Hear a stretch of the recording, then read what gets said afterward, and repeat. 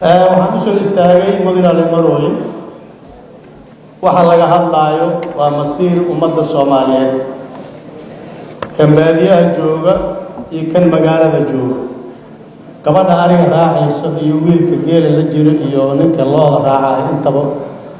masiirkoodii waaya waxaan horyeela maanta waxaan rabaa inaan idhaahdo arrinkani waa dastuur la rabo ummad in lagu dhaqo oo heshiis bulsho ah heshiiska bulshada ha yaraata ama ha badnaata xuquuq ay u siman yihiin waxaan rabaa inaan idhaahdo saaxiibaday waxay soo qoreen qodob dhahayo yani in laga heshiiyo siyaasadda kaasaan rabaa inaan ku laabto kaasaan rabaa inaan ku laabto waana qodobka shanaad wada xajo siyaasadeed meeshaan u socdo dad badan waa fahmayaan maanta golaha marka la fiiriyo heybadda iyo quruxda ka muuqato wax cajiib ah waay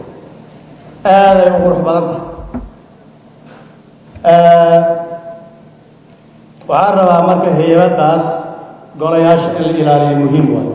wadajirkooda in la ilaaliyo muhiim waay khilaafka dhexdooda in la ilaaliyo muhiim waay golo kastaba midnimadaasana meel lagu gaari kara xilliyadan oo kale marka la gaaro waa garan jirnay dowladihii hore golayaasha waxbaa dhexgeli jiray hadda si inoogu muuqatana tii mid ka duwan aan u agnaasi karaamadda iyo sharafteena u ilaashano bulshada aan wakiilka kanana ay u arkaan dad matala inaan nahay waxaan rabaa inaan idhaahdo wadaxaajoodka siyaasadeed saaxiibadayna hore waa uu sheegay guddiga meelaan rabaa inaan iftiimiyo meesha aan rabo iftiimiyo waxaa weeye Soomaali waa dagaalantay dhibaa soo dhex maray 2000 ayay dib u soo noqotay shirkii carta laga soo bilaabo adduunna nooma gurmanin markaas Ismaaciil Umar Geyle khayr Allah siiyo ayaa gobol Soomaaliya u dhigay halkaas ay ka soo bilaabatay dowladnimada maanta ay joogto intaas ay soo bedelaysa maantana waxaan u soconnaa maadaama maanta meel fiican aan joogno waxa dambe aan u soconno dadka la raba inay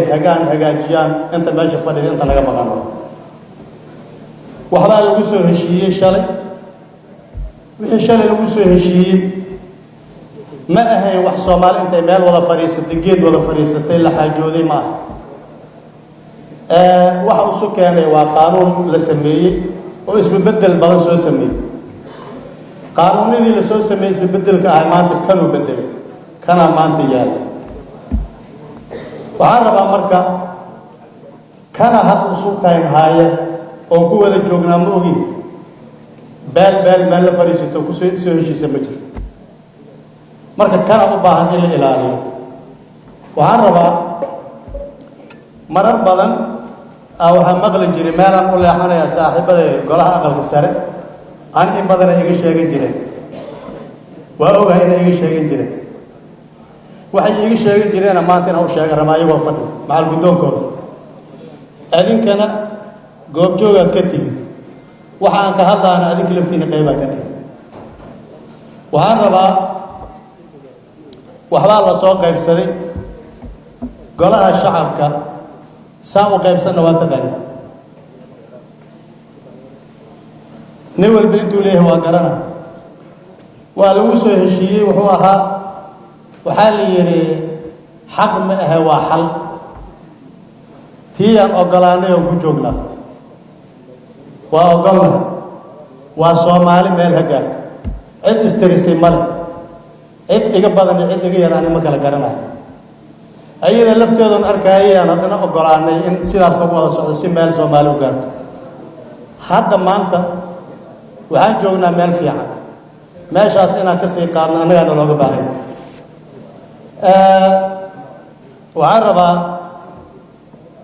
golaha aqalka sare qaabku uu ku dhisan yahay iyo qaabka loo qaybsaday waayo aniga waxaan dhaliila أهم أصحابتي وقالها ما أهم هدي دستور كاس لقوسه هالشيء كمل جاركا وأنا كل سنة قالها محوك كل سنة حتى وحن كهذا رنوا كدود رن دستور كوان دستور كان كدود إنه أيها وحن ربع مركا موافق سيء كاب كقالها وكل سنة article 72 markaad akhrisid wuxuu dhigayaa 18 gobol in wax loo qaybsado kuma dhisna 18 gobol in wax loo qaybsado qodobka muwaafaqsan siduu dhisan yahay farqooyinkiisa ba iyo ta markaad akhrisana kuma dhisno golaha siduu dhisan yahay waxaan ku heshiinay waxay ahayd wuxuu kan ku dhisan yahay wax ku qaybsan tirooyinka hadda golaha shacabka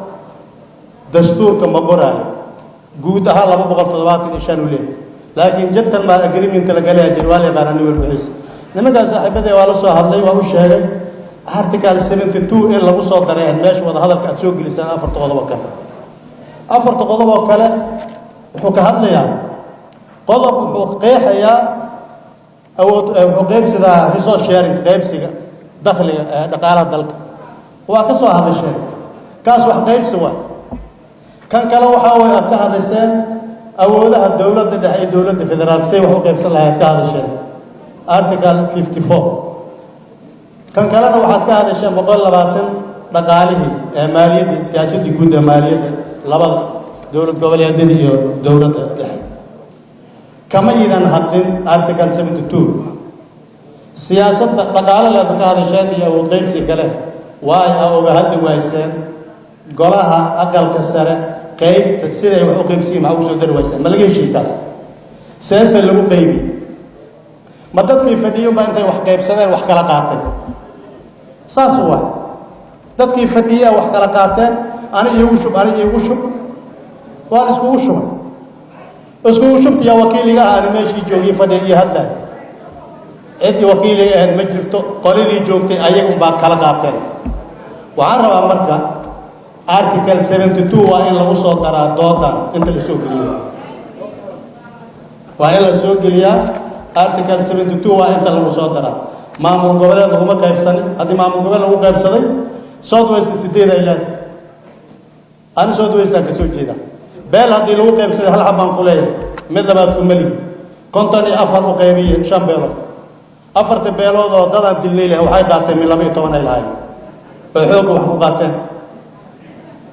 أنا اللي حنقولها هل حبان كلها عدالة داس ما تقو فديدين إنها تتراهدان دستورا لغا شقينا صوماليها ورمتنا دالا وحلا وقلان كرما وحوايا وعارنا هديل الروا عدالة صومالينا واحد دمية عدالة الروا صعب في جوجو ما سنين صومالي واحد انت دقي عدالة الروا نوح قبا قايلي متباهن والو استاغا قدر قدومي وعن عصانا يا قضب كان article 72 إن لو صدره كهذا كوذا حاجات السياسة وهذا الشيء إن لو صدره أنا وعارنا الصومالي إن يمدودو ولا يجيب وحلو كيسر لكن هديل الربا سان أنا الربا يرانا هذه ساد ربطنا الشغل كمله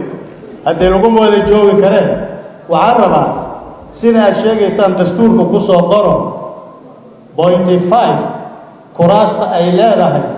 دستور كقصة قرن إنت سيليهين إذ كلامه ما تكمل كتصنع أن أغاني وهواي قلب كان ربنا نستاهل كاسوا سومالي دتكو ما هي وحلا جرن واي دتكو حوا جرن أي وحلا وجيدان قلب كاسوا حصنا مدن قدومي مدن يال إن لو صدره وحكى بدل كهذا الشيء سكرار كان قلبنا أفرط أو كسر قرتين ستة هذا أو كسر قرتين وهي بحكم بيمسني يسأل له كم جرى أرتكال 72 أنت على مصادرة قبا سيل الله قدر وإذا حاجوت كان يصحون نقط وأنا ما سنتي